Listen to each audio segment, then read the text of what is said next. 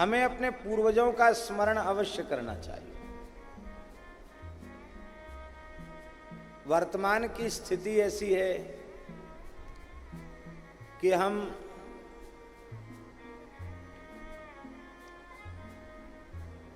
अहंकार तो वही रखते हैं, अहंकार वही रखते हैं कि हम वशिष्ठ की संतान हैं, हम विश्वामित्र की संतान हैं, हम भरद्वाज जी की संतान हैं, हम शौभरी जी की संतान हैं, हम उपमन्यु जी की संतान हैं। और ये अच्छी बात है, अपने पूर्वजों पर गर्व होना ये कोई खराब बात नहीं है, बहुत अच्छी बात है।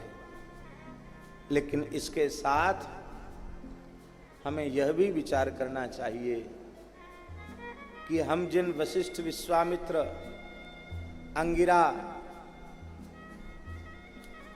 सौभरी प्रभृति ऋषियों की संतान हैं, क्या उनके उपदेश के अनुकूल,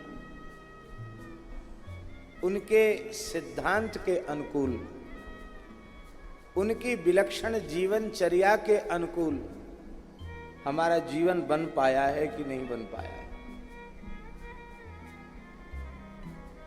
ये विचार हमें अवश्य करना चाहिए।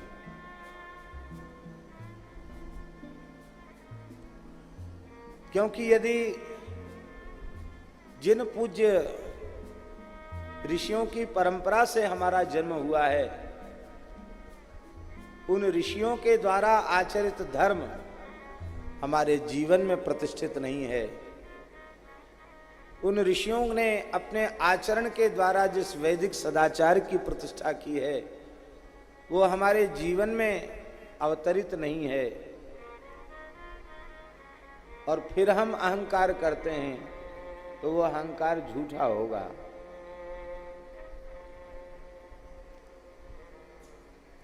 सबसे दुर्लभ क्या है?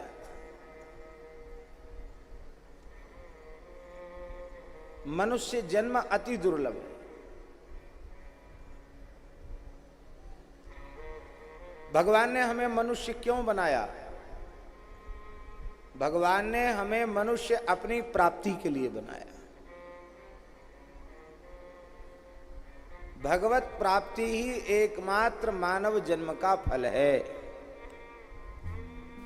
मनुष्य जन्म का प्रयोजन एकमात्र यही है, हमें इसी जीवन में, इसी शरीर से भगवान के चरण कमलों की प्राप्ति हो।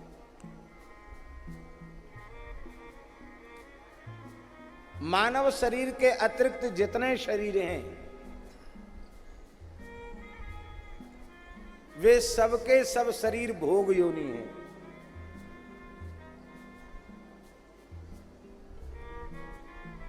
हमने जो शुभ अशुभ कर्म किए उनके फल भोग के लिए ही वे शरीर मिले हैं।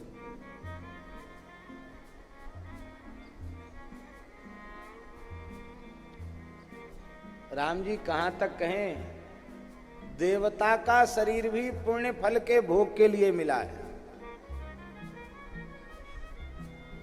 देवता का शरीर वह भी पुण्य फल भोग के लिए मिला है। कोई देवता के शरीर से मोक्ष प्राप्त करना चाहे तो व्यवस्था नहीं है, उसे अपने पुण्य का भोग करके पुनः मनुष्य जन्म प्राप्त करना पड़ेगा और मनुष्य जन्म लेकर साधन करना पड़ेगा संसार चक्र से छूटने का, तभी वह मुक्त हो सकता है। इसलिए इस मानव देह को सुर दुर्लभ कहा गया। देवताओं को भी यह अत्यंत दुर्लभ है।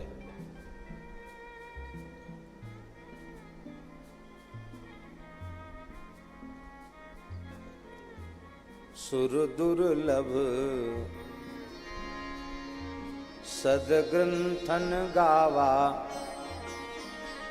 बड़े भाग मानुष तन पावा। हमने एक दिन चर्चा की थी, ये पुण्य का फल नहीं है, ये किसका फल है? प्रसन्न येषाम् स्विदित स्वयं हरि। भगवान ने स्वयं प्रसन्न होकर हमें यह अवसर दिया है।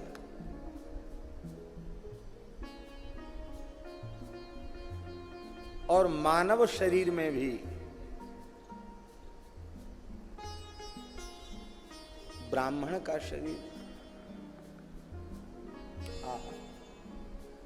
अति दुर्लभ है। मानव शरीर मानव मात्र कल्याण का अधिकारी है। मानव मात्र भगवत शरणागति का अधिकारी है।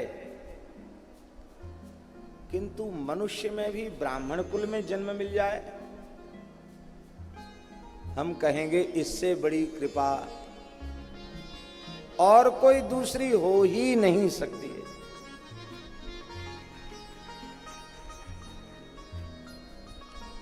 ब्राह्मण के शरीर को चरम शरीर कहा गया। चरम शरीर, चरम माने अंतिम। ईश्वर की जितनी भी कृति है, रचना है, ईश्वरीय रचना का सर्वोत्कृष्ट उदाहरण ब्राह्मण शरीर है। ईश्वर की सर्वोपरि रचना ब्राह्मण देह है। इस ब्राह्मण के देह को प्राप्त करके भी किसी दूसरी माता के गर्भ में जाना पड़े, सुअर कुत्ता गधा घोड़ा बनना पड़े, भूत प्रेत की योनि में भटकना पड़े, वृक्षादि जड़ योनियों में जाना पड़े, तो अब आप बताइए इससे बड़ा कोई दुर्भाग्य होगा? इससे बड़ी कोई हानि होगी? इससे बड़ा कोई घाटा होगा? इसलिए ब्राह्मण शरीर किस लिए मिला है? पहले तो मानव शरीर किस लिए मिला है, ये बात समझ में आनी चाहिए। क्योंकि भगवत प्राप्ति में कोई भी शरीर बाधक नहीं है।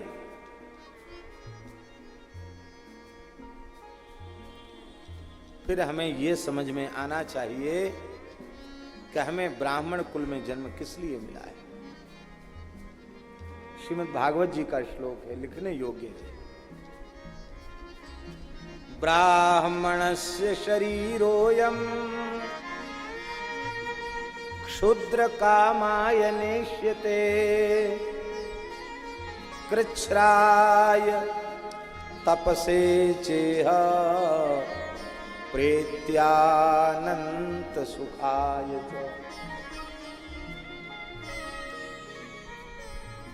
अयम ब्राह्मणस्य शरीरः, यह ब्राह्मण का शरीर क्षुद्र कर्म करने के लिए नहीं है।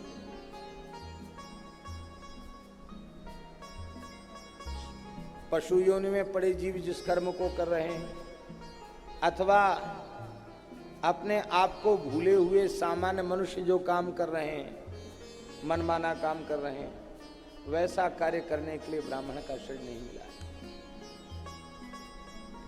किस लिए मिला है? कृच्छ्राय तपसे चेह। जब हम भोगों का त्याग करते हैं, सुख सुविधा का त्याग करते हैं, भोग विलास का त्याग करते हैं, तो उसमें हमें कुछ कष्ट होता है। उसी कष्ट को तो तपस्या कहते हैं।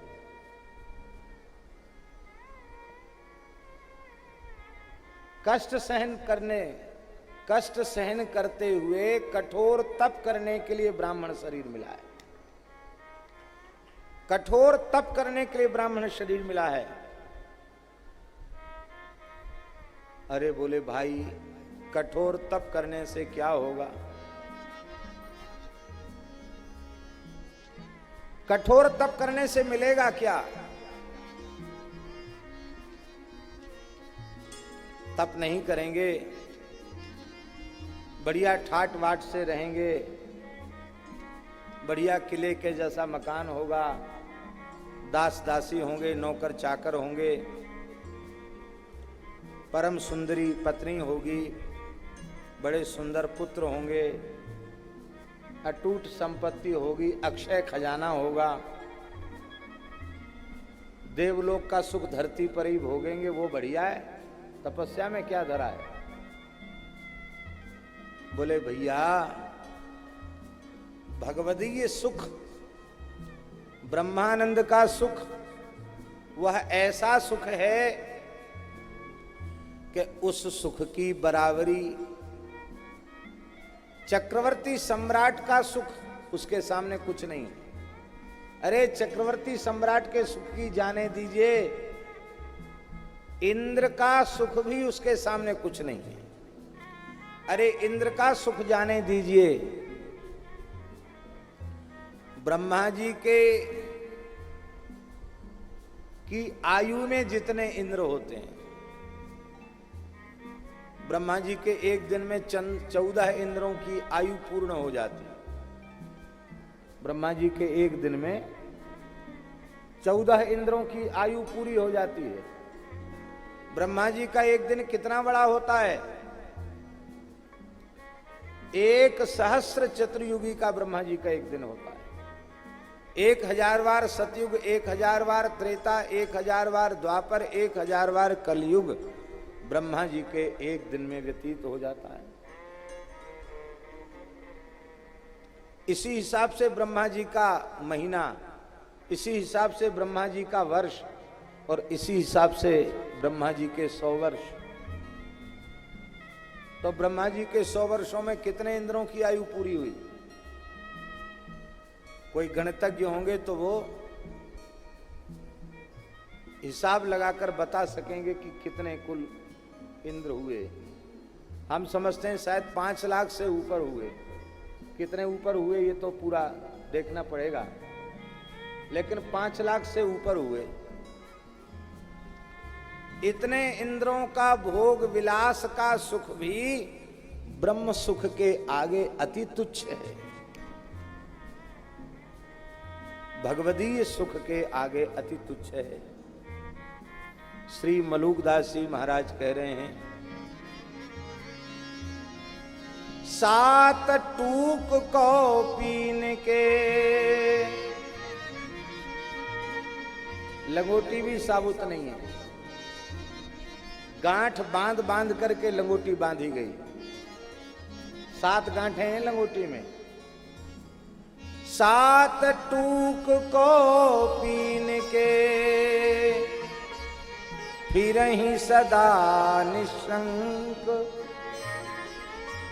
असंग होकर विचरते हैं, विरक्त होकर विचरते हैं। नाम अमल माते रहे, गिने इंद्र को रंक। भगवान के नाम की मस्ती में है, नामामृत कथामृत का पान कर रहे हैं, ब्रह्म सुख का अनुभव कर रहे हैं, तो उनके सामने इंद्र भी कंगाल है। गोस्वामी तुलसीदास जी महाराज भी यही कह रहे हैं। वे कहते 3 टूक को पीन के, नित भाजी बिन लौन। अन्न खाने को नहीं मिलता बिना नमक की भाजी, अलोनिया। अलोनिया साग भाजी उबाल के खा लेता है हंडी में मिट्टी की, इतना गरीब है। लेकिन तुलसी रघुबर उर बसे, तो इंद्र बापुरो कौन। यदि ठाकुर जी हृदय में हैं तो इंद्र उसके सामने क्या है।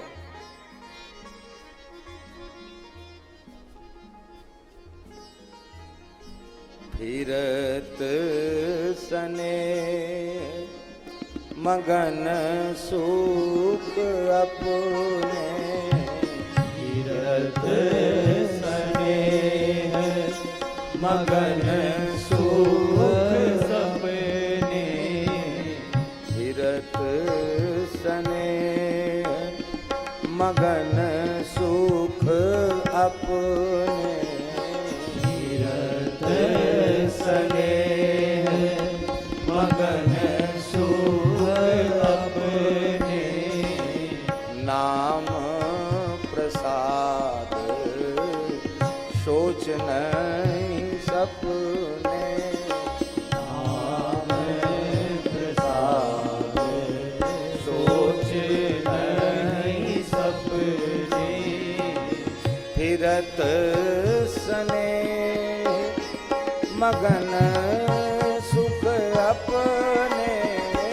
फिरत स्नेह मगन सुख अपने नाम प्रसाद सोच नहीं सपने नाम प्रसाद सोच नहीं सपने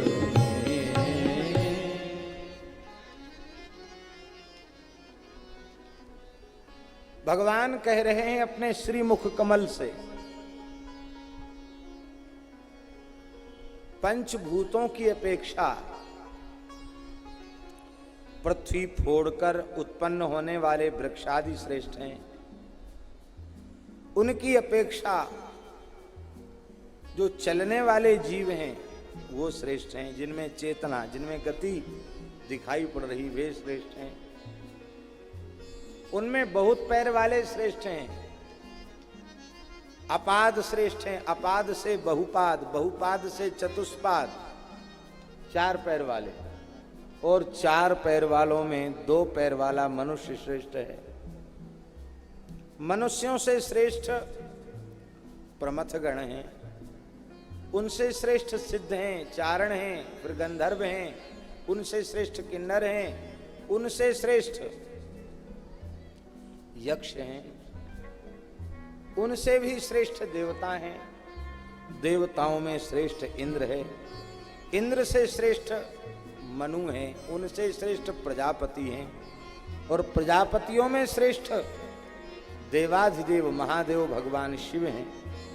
वो शिव जी भी सृष्टि के क्रम में ब्रह्मा के भ्रूमध्य से प्रकट होते हैं, इसलिए जन्य जनक संबंध होने के कारण भगवान कह रहे हैं पंचम स्कंद में, इस जन्य जनक संबंध होने के कारण ब्रह्मा जी श्रेष्ठ हैं, शिव जी से श्रेष्ठ ब्रह्मा जी हैं, और वो ब्रह्मा जी मेरे नाभि कमल से प्रकट होते हैं। ध्यान से सुने, वो ब्रह्मा जी मेरे नाभि कमल से प्रकट होते हैं, इसलिए ब्रह्मा जी से श्रेष्ठ मैं हूं। क्या कहा भगवान ने? ब्रह्मा जी से श्रेष्ठ मैं हूं। सबकी श्रेष्ठता बताते हुए अंतिम में सर्वश्रेष्ठ अपने को प्रमाणित किया।